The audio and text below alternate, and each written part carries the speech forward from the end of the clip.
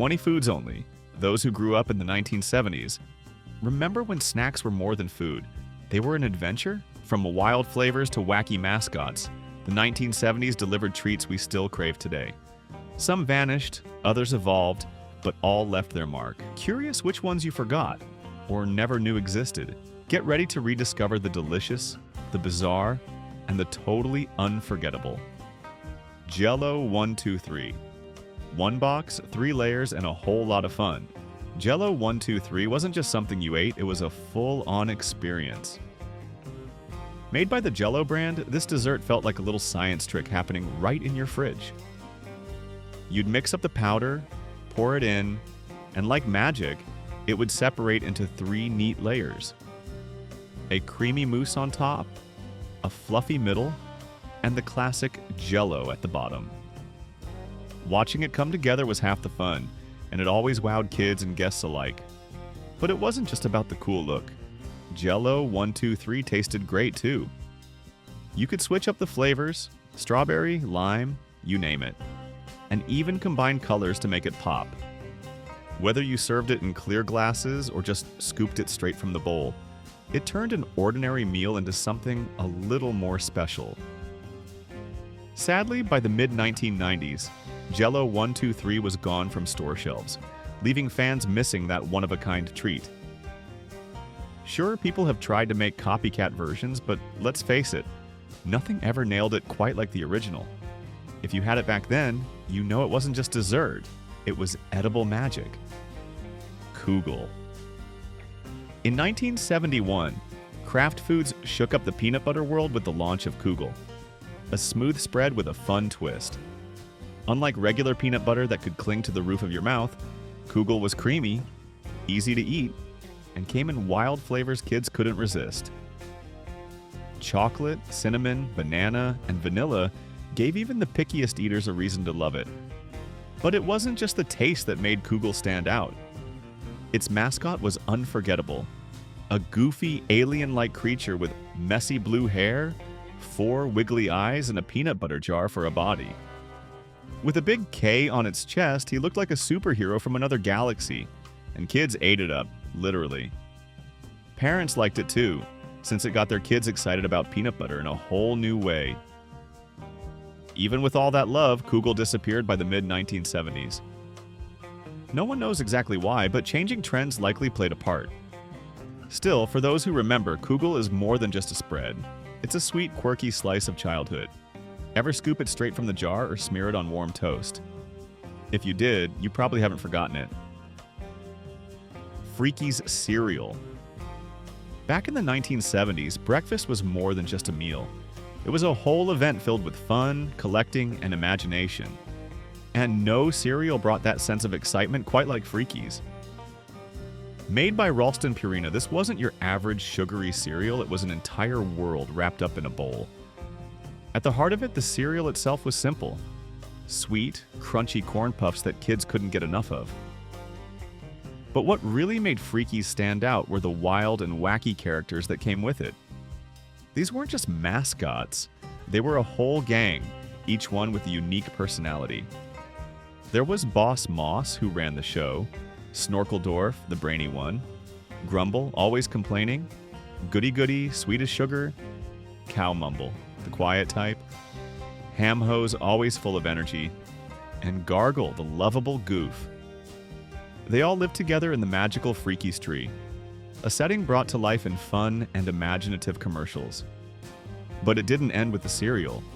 Freakies came with cool little toys that turned breakfast into a treasure hunt. Every kid wanted them all, making it a top pick. Sadly, Freakies vanished by the end of the 70s. A reboot in the 80s flopped, proving some childhood favorites are best left untouched. Toastwiches. Before microwaves took over the kitchen, the toaster ruled the countertop, and Betty Crocker jumped on that trend. In 1973, they rolled out French Toastwiches, a line of stuffed toaster snacks that promised both speed and flavor in one easy step. There were a few different kinds, but 2 really stood out. One was a sausage and maple version that tasted like French toast with a savory twist, a sweet and salty combo perfect for busy mornings. The other, and hands down the fan favorite, was the pizza burger Toastwich. It was like a pocket sandwich stuffed with a mix of pizza and burger flavors, crisp to perfection right from the toaster. For a little while, it looked like Toastwiches might be the next big thing. They were perfect for families on the go and kids who wanted something hot and tasty fast. But the excitement didn't last. By 1974, sales had already hit their peak, and the product quietly disappeared. Still, Toastwiches left their mark. They helped pave the way for what came next, Hot Pockets, which launched in 1983, and picked up right where Toastwiches left off. They may be gone, but Toastwiches started something that's still going strong today. Danish Go-Rounds. Long before Pop-Tarts took over as the go-to toaster pastry, there was a little treasure that paved the way, Danish Go-Rounds. Kellogg's rolled them out in the early 1970s, and they stood out right away thanks to their fun, round shape that broke away from the usual toaster pastry mold. But it wasn't just about looks. These swirled pastries were packed with rich, fruity flavors like apple cinnamon and cherry, making breakfast feel more like dessert. The real charm of Danish Go-Rounds came from their texture. Instead of the stiff crust you'd find on a Pop-Tart, these had soft, flaky layers more like something you'd find in a bakery. Pop one in the toaster, and you'd get a crisp outer edge with a warm, gooey center that felt like a morning treat. They had a moment where they really shined. But as breakfast options changed and Pop-Tarts became the favorite, Danish Go-Rounds slowly vanished from shelves. Kellogg's tried to bring them back under a new name, Danish Rings, but the spark just wasn't there. If you were lucky enough to try one back in the day, you probably still remember that perfect bite. Could they compete today? Maybe. But some memories are better left in the past, just the way we loved them. Be honest. Did you ever spray Snackmate cheese straight into your mouth when no one was looking? No judgment here. Chocodiles. Picture a Twinkie, but now imagine it smothered in rich chocolate. That, my friends, was the amazing Chocodile, easily one of the most beloved snack treats of the 1970s. If one of these showed up in your lunchbox, you knew your day just got a whole lot sweeter. It wasn't just a dessert, it felt like you'd hit the snack jackpot. Created by Hostess, the Chocodile took the classic Twinkie and gave it an upgrade. It had the same soft cake and creamy middle, but it was a bit shorter, slightly heavier, and wrapped in a thick chocolate coating that made every bite feel extra indulgent. And once you tasted it, you were hooked. But there was a downside, not everyone could get their hands on one. Chocodiles were mostly sold out west, which made them a rare gem for snack lovers everywhere else. Then came the heartbreak. Hostess stopped selling them, and fans were left craving what they couldn't have. While the company has brought them back now and then, die-hard fans say the original version was still the best. And let's be honest, if you had to choose between a Twinkie and a Chocodile, you'd go for the Chocodile every single time. Tuna Twist. Back in the 1970s, canned tuna was a kitchen staple, and Tuna Twist was the little secret that made it exciting. Made by General Mills, this dry seasoning mix gave plain old tuna salad a flavorful punch. Each box came with ready-to-use packets and tasty options like cheesy, zesty onion and tangy Italian, making it easy to switch things up without any guesswork. Tuna Twist wasn't just about flavor, it was all about saving time. In a decade where quick meals were a must, this mix gave families a fast way to add variety to a simple dish. Just stir it into your tuna and boom, something different on the table. The commercials showed smiling families digging in while a catchy jingle urged everyone to put a twist in your tuna tonight. Even though it was a hit, Tuna Twist vanished by the late 70s. As new food trends came along, it quietly left store shelves. But for those who grew up with it, Tuna Twist brings back warm memories of dinner time made easy, and how one little packet could change everything.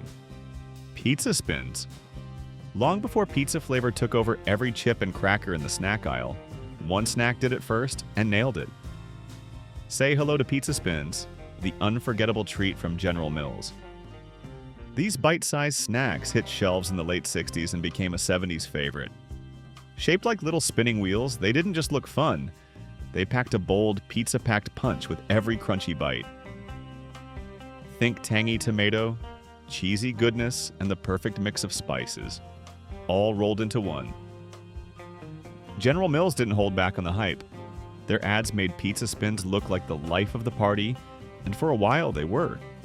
Kids were crazy about them, and they quickly found a home in lunchboxes everywhere. But just as fast as they rose in popularity, they disappeared. By the mid-70s, they were gone. Some say snacks like Doritos pushed them out, while others think the world just wasn't ready for such a bold flavor. If you were one of the lucky ones who got to try them, you probably still remember that unique taste. Pizza spins might be gone, but they're far from forgotten. Because let's face it, no pizza-flavored snack today even comes close. Marathon Bar. The Marathon Bar, brought to the US by Mars and originally created by Cadbury, dared kids in the 70s to see just how long they could make its caramel goodness last. With its bold red wrapper, it didn't look like your average candy bar. Instead of a plain chunk of chocolate, it was a twisted rope of chewy caramel, braided and covered in rich milk chocolate. And let's not forget its standout feature: 8 full inches of candy, complete with a ruler printed right on the wrapper to show it off. This wasn't the kind of snack you polished off in a minute. It was meant to last. Whether you were snacking during a long movie or challenging your buddies to see who could stretch it the farthest, eating a Marathon Bar was part treat, part test of willpower. Sadly, like so many favorites from that era, the Marathon Bar disappeared from American shelves by 1981. But it didn't vanish entirely. The same candy lives on in the UK as the Curly Wurly. For anyone who grew up with it, no candy has ever truly filled its shoes. The Marathon Bar wasn't just delicious, it was a chewy challenge worth remembering. Muggle Lunch. The 1970s brought plenty of fun food fads, but Muggle Lunch was something truly special for kids. Unlike frozen dinners made for adults, this one was built just for little eaters. It came in a divided tray packed with kid-approved favorites, and the bright, cheerful packaging made every meal feel like a treat. What really set Muggle Lunch apart wasn't just how it looked. It was how it made kids feel. At a time when frozen meals were taking off, Muggle Lunch gave children a sense of control. Heating one up in the oven felt like a big deal, like they were doing something all on their own. And with mini hot dogs, gooey mac and cheese, or crispy chicken nuggets, the food wasn't just easy, it was fun. Still, as food trends shifted, Muggle Lunch quietly faded away. Though you can still find frozen meals aimed at kids today, few come close to capturing the same charm and excitement. Which 70s snack would you trade your Wi-Fi for? Doodads, Jell-O 123, or a glorious Reggie, bar, banana flip? Picture a soft, golden sponge cake, folded gently like a crescent, and stuffed with a smooth banana-flavored cream. Bigger than most snack cakes, the banana flip always felt like a real treat. One that kids looked forward to at lunch and adults secretly enjoyed when no one was watching. In the 1970s, banana-flavored snacks were everywhere, with brands racing to create the next big hit. While Hostess and others had their takes, the banana flip stood above the rest. Its fluffy cake and creamy banana filling struck just the right balance, making it a standout among sweet snacks. But as tastes changed and new trends rolled in, the banana flip quietly disappeared from shelves. Fans were left longing for that unique flavor and soft texture. And sure, you can still find banana snack cakes out there, but let's be honest, none of them come close to the real thing. If the banana flip ever returned, it wouldn't just be a comeback. It'd be a full-blown snack sensation all over again. Funny Face Drink Mix. Funny Face, launched by Pillsbury, wasn't just something to drink, it was something to enjoy. This powdered mix came with a personality, turning an ordinary glass of juice into a playful moment. Each flavor had its own wacky cartoon mascot, so when kids sipped on Goofy Grape, Freckle-Faced Strawberry, or Choo Choo Cherry, it felt like hanging out with a group of silly pals. As soon as you tore open that packet, you could feel the fun starting, especially back in the early days when it was loaded with artificial sweeteners. Not everyone was a fan of that part, but it didn't stop the drink from becoming a hit. The commercials were just as off the wall as the flavors. filled with goofy animations and catchy jingles that had kids dragging their parents down the drink aisle. Of course, not everything about Funny Face aged well. Some names, like Chinese Cherry and Injun Orange, were eventually swapped out after criticism. By the time the late 70s rolled around, the excitement had started to wear off, and Kool-Aid took over. But for anyone who grew up with it, Funny Face was more than just something to drink. It was a fun, quirky slice of childhood. Baron von Redberry. Who needed Saturday morning cartoons when your cereal came with its own fearless flying ace? Back in the 1970s, Baron von Redberry wasn't just a breakfast choice. He was an adventure in a bowl. Made by General Mills, this cereal served up crunchy, berry-flavored bits with a zesty twist. Perfect for kids who wanted something with a little zing to start their day. But the real fun came from the character himself, a daring pilot locked in a cereal dogfight with his rival, Sir Grapefellow. These two cereal heroes went head-to-head in lively TV ads, each claiming their flavor was the best. Baron von Redberry brought the bold berry blast, while Sir Grapefellow boasted a grape-flavored crunch. Their over-the-top feud turned breakfast into an action-packed event, pulling kids straight into the cereal aisle with every commercial. Sadly, by the mid-1970s, both pilots flew off into the past. General Mills tried to bring Baron von Redberry back in the 80s, but the spark just wasn't the same. Still, for those who remember, the Baron's mission lives on in memory. And if nostalgia had its way, today's kids would be strapping in for one more wild flight with the Baron. No question about it. Snackmate cheese. Back in the 1970s, Snackmate cheese made us feel like the future had arrived because suddenly, cheese came in a can. Kraft introduced this original spray cheese, and it turned snacking into something instant, easy, and just plain fun. With a quick press, you could shoot cheese straight onto crackers, bread, or right into your mouth if no one was looking. During a time when fast, ready-to-eat foods were on the rise, Snackmate fit right in. It came in flavors like sharp cheddar, Swiss, and even bacon, and the ads made it all look effortless and exciting. For kids especially, watching that bright orange cheese swirl out like whipped cream was part of the magic. It felt like a treat and a toy all in one. Sure, spray cheese is still around today, but it doesn't carry the same wow factor it once did. Could a nostalgic comeback give it new life? Maybe. Crazy Cow Cereal. Made by General Mills, this vibrant cereal came in two fun flavors, chocolate and strawberry. But what really made it stand out was the way it transformed your milk.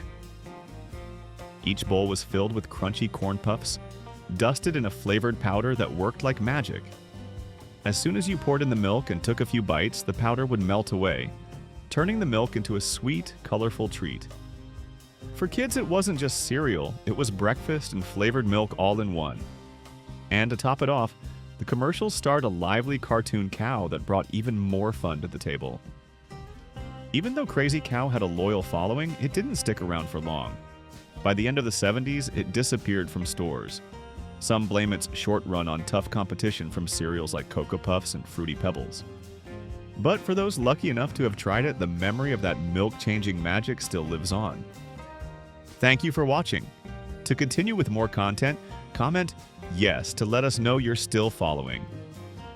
Space food sticks. Who didn't dream of eating like an astronaut? In the 1970s, space food sticks let both kids and grown-ups get a small taste of outer space.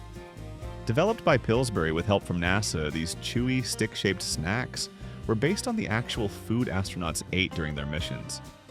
And in an era when the space age had everyone starry-eyed, munching on one of these made you feel like you were part of the adventure. They came in flavors like chocolate, peanut butter, and caramel. And they weren't just space-themed for fun. Space food sticks were packed with energy and nutrients, making them a popular pick for kids, athletes, and anyone with dreams of space travel. They were easy to carry, didn't make a mess, and were marketed as a snack of the future. Some even thought this was what food on the moon or Mars would look like. But by the end of the 70s, the excitement around the Apollo missions faded, and so did interest in these space snacks. Slowly, they vanished from shelves. Still, for those who had them, the memory of that soft, chewy bite and the feeling of eating like an astronaut never really left. Doodads Snack Mix. Before Chex Mix became everyone's favorite party bowl filler, there was Doodads, a salty, crunchy snack mix from Nabisco that was nearly impossible to stop eating. If you were a kid in the 1970s or 80s, you probably remember ripping open a box and snacking away, only to realize you'd nearly finished it without even trying.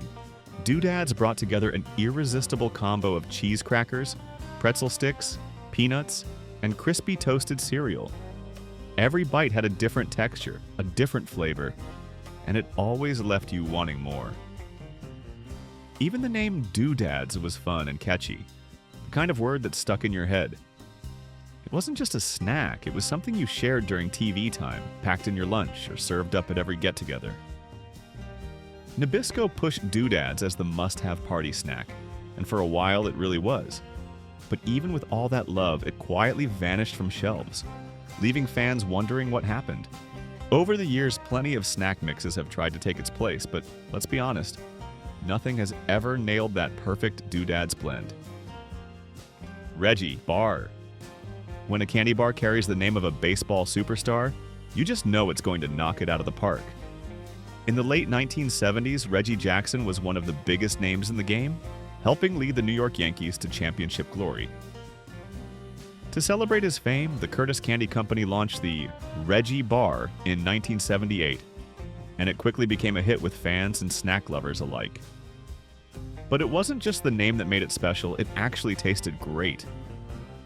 Shaped like a round baseball, the Reggie Bar was packed with crunchy peanuts and sticky caramel, all wrapped in a layer of creamy milk chocolate. It even came with a catchy slogan, "Reggie, it tastes like a candy bar." What really made it legendary? When Reggie Jackson came up to bat at Yankee Stadium, fans would toss Reggie bars onto the field as a tribute. It turned a simple candy into a full-blown celebration. Even though it didn't last long, disappearing after just a few years, the Reggie Bar left a mark. It made a brief comeback in the 90s, but for kids in the 70s, peeling open that wrapper felt like stepping up to the plate. Cheese Tid-Bits. Sometimes the tastiest snacks came in the tiniest bites, and Nabisco's cheese Tid-Bits were the perfect example. These little golden squares packed a big cheesy punch and quickly became a favorite in the 60s and 70s. Before Cheez-Its became the go-to choice, cheese Tid-Bits ruled the cheese cracker world for both kids and grown-ups. So, what made them stand out? It was all about their size and flavor.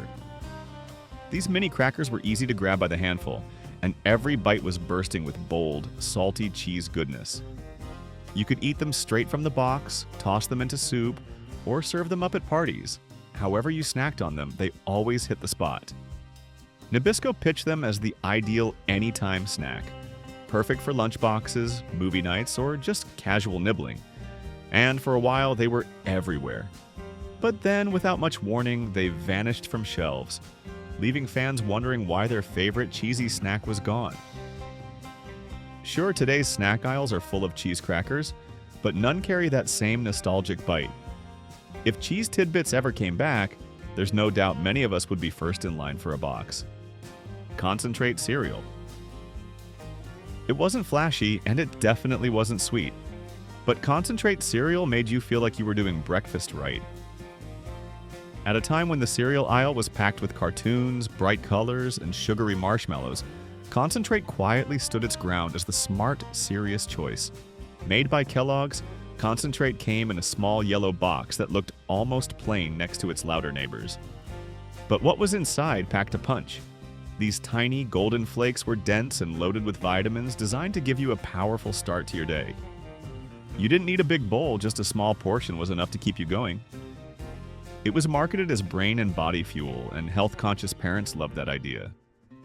While other cereals promised fun, Concentrate promised function.